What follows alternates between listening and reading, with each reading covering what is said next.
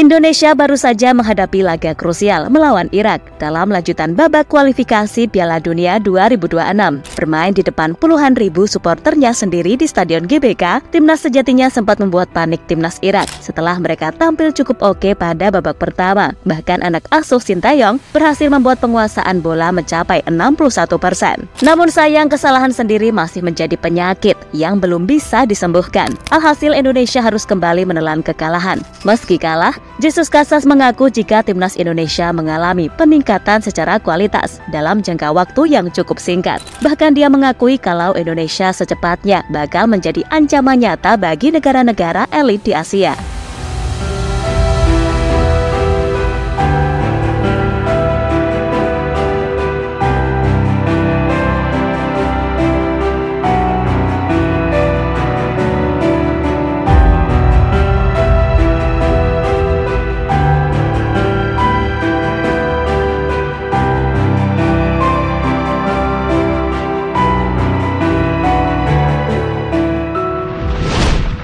Setelah menelan 2 kekalahan beruntun saat bertemu dengan timnas Irak, baik di babak kualifikasi Piala Dunia maupun Piala Asia di Qatar beberapa waktu yang lalu, Indonesia bermain di depan puluhan ribu suporternya sendiri sejatinya tampil cukup oke sejak peluit tanda pertandingan dibunyikan. Dan hal itu bisa kita lihat pada leg pertama, di mana pasukan Garuda berhasil mendominasi laga tersebut dengan mencatatkan 61% penguasaan bola. Bahkan duet Ragnar Oratmangun dan Rafael Strijk di lini depan berhasil menciptakan beberapa peluang matang di depan gawang. Namun sekali lagi sayang, kurangnya ketenangan dari para pemain membuat mereka selalu gagal mencetak gol.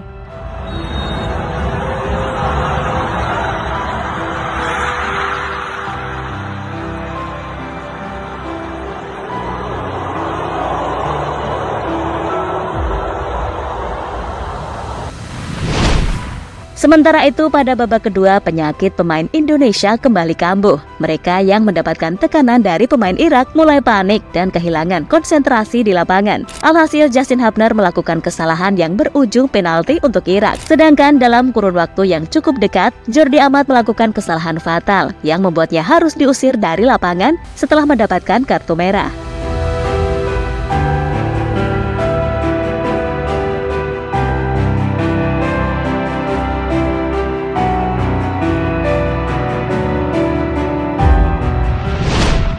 Tak sampai di situ saja, bermain dengan 10 pemain membuat Irak semakin leluasa untuk melakukan serangan demi serangan ke area pertahanan Indonesia. Alhasil mereka kembali mendapatkan hadiah penalti setelah Ali Jasim dilanggar oleh Hernando Ari. Beruntung tendangan penalti kedua Aiman Hussein gagal menjadi gol. Akan tetapi, jelang berakhirnya laga, Hernando kembali membuat kesalahan fatal yang membuat mereka dihukum oleh para pemain Irak dan skor 2-0 menutup pertandingan tersebut.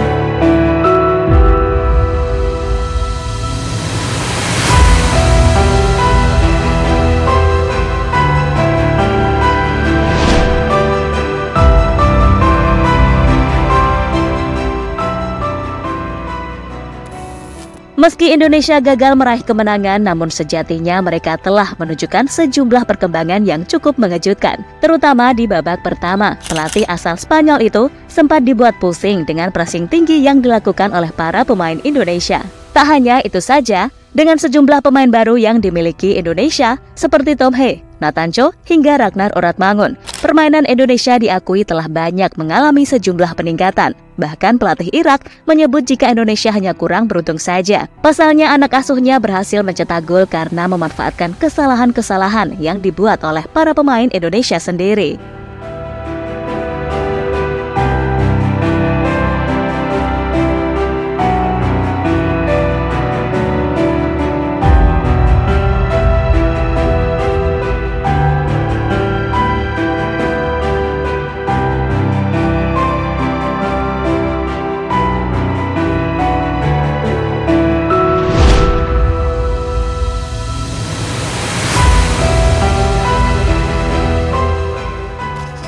Sementara itu, kekalahan 2-0 atas Irak sejatinya tak menutup peluang Indonesia untuk lolos ke ronde ketiga babak kualifikasi Piala Dunia 2026. Setelah mendengar pujian dari pelatih Irak yang menyebut Indonesia telah mengalami banyak peningkatan dari laga-laga sebelumnya, seharusnya kita sangat yakin bisa meraih kemenangan saat melawan Filipina pada tanggal 11 nanti. Karena hanya dengan kemenangan akan memuluskan langkah Indonesia ke babak selanjutnya. Apalagi pada match melawan Filipina, Indonesia akan bermain dengan full squad. Setelah ditambah dengan Kelvin Verdong, C. Itses, serta Martin Pas yang kemungkinan besar akan segera bergabung dengan Indonesia. Pais jelas akan diupayakan oleh PSSI segera bergabung dengan Indonesia jika melihat penampilan Hernando Ari pada laga sore tadi.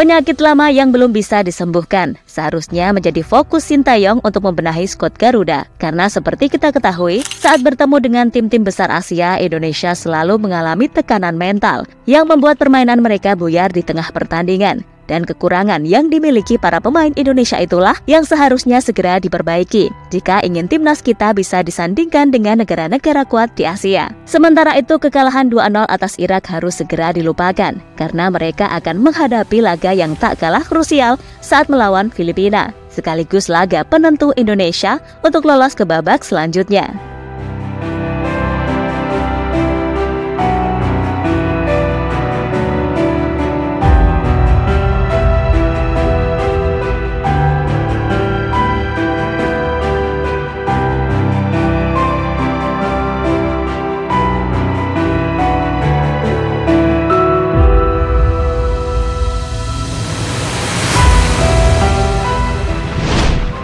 Dan kita doakan saja, semoga Indonesia terus berbenah untuk laga-laga selanjutnya. Kekalahan atas Irak bukanlah akhir dari segalanya, karena mereka masih menyisakan satu pertandingan lagi yang akan menentukan nasib timnas kita di babak kualifikasi Piala Dunia 2026.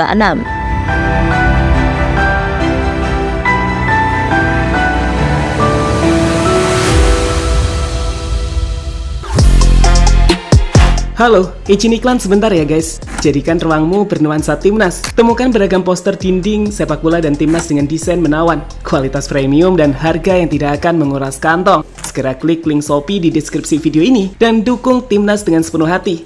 Mulai dari dinding rumahmu.